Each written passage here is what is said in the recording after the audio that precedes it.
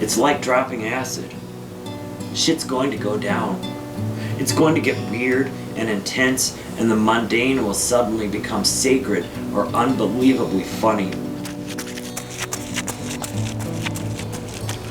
On June 26, 2006, I was a broken and isolated man who no longer wanted to live, who couldn't imagine life drunk or sober, who just couldn't imagine living anymore. In fact, I was putting a gun in my mouth.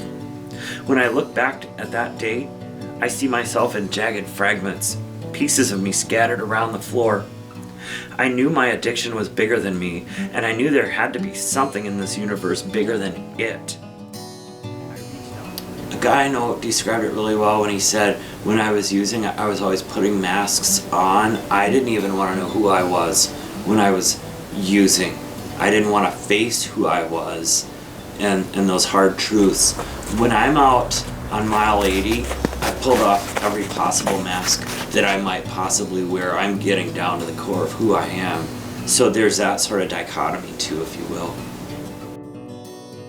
It's a different kind of misery.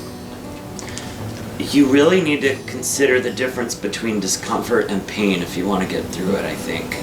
Because discomfort is something that's very acceptable and temporary. I think usually the miserable moments have come about because of weather.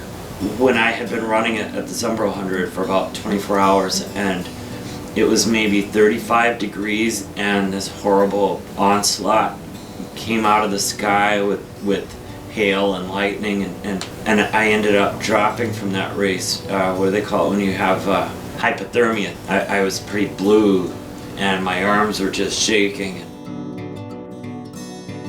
Everybody running this thing is a novel unto itself, and I thought I need to tell some of these stories. I do like that feeling of being exhausted, and I do think that sometimes it takes a good several hours before you're really feeling good running. Like, I'm not sure about the endorphin piece, although I will say when you go out and run for 6 hours, after 3 or 4, you feel like you can go forever, and there is a different kind of feeling, if that makes any sense.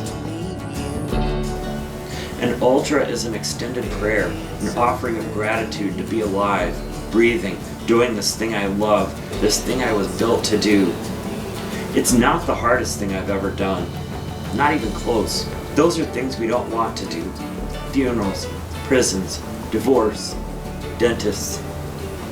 The running I pay to do. We're just playing in the woods.